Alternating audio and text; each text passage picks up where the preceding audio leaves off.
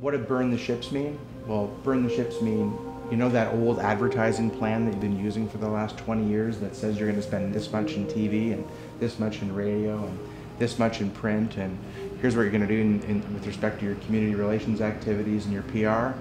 Burn it.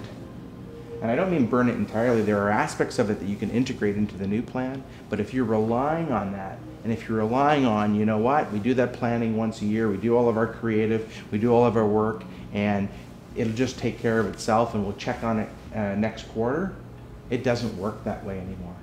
Those days are done. It's that marketing hygiene term. It means that you need to be engaged and you need to be involved on a daily basis.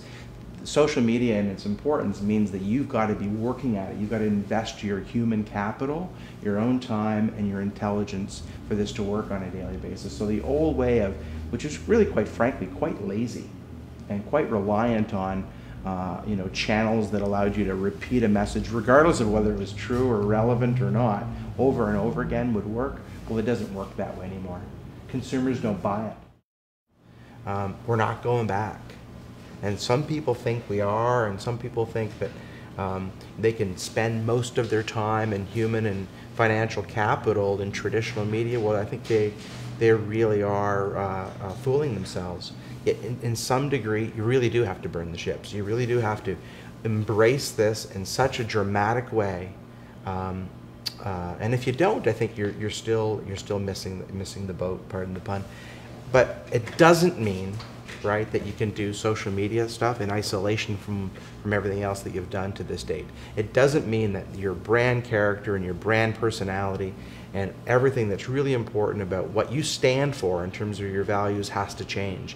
In fact, it shouldn't change. In fact, that this is just a channel that will allow you to demonstrate those in a more transparent and visceral way. It doesn't mean that all forms of traditional marketing communications are dead. It doesn't mean that traditional advertising doesn't work in some cases to drive traffic. It doesn't mean that relationship marketing activities that you've been engaged in, events that you've done, your public relations activities, your engagement with the community should stop. It just means that you need to do that in concert with your social media strategy in a way that can support it and exploit it to a larger degree. And I think people look at this in a separate camp all to itself, and I think that's the mistake. I think we need to still look at it from an integrated, total perspective and put it in its proper place. But its place is significant. And if you're not at least agreeing to that, then you're fooling yourself.